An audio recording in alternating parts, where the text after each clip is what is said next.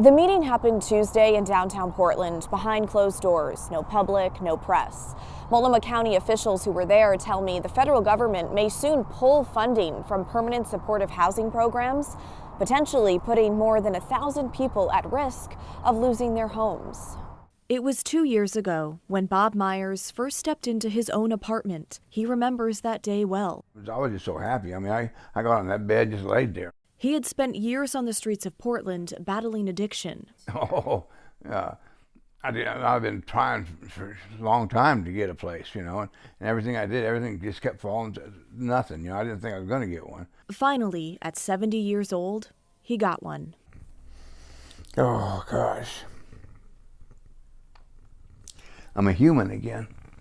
We know human beings need a place to live. Iris Sexton is with New Narrative, the mental health group running the Southeast Portland apartment complex where Bob lives. Through federal dollars, Multnomah County helps pay for this type of permanent housing. It is critical. Without those funding opportunities, we would not be able to provide any services. On Tuesday, a top Trump administration homelessness advisor met with local leaders, pushing a plan to move funding from permanent housing into temporary transitional housing programs instead. The difference is that there's a timestamp on that, right? Transitional housing only lasts for 2 years.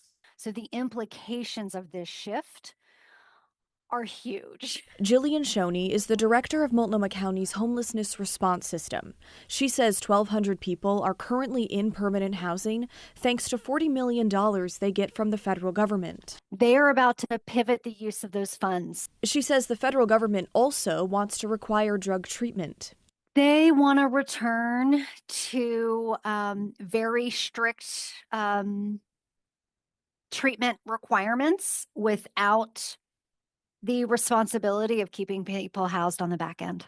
KGW reached out to the Trump administration about Tuesday's meeting and has not heard back. For the Trump administration to just, as best we can tell, is largely turning its back on something that people need.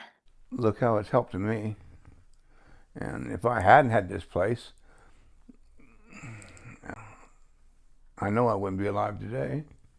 When federal officials initially released their plan for this money, 20 states sued, alleging it violates federal law, putting the plans on hold. Well, the federal government will soon release a new plan in June.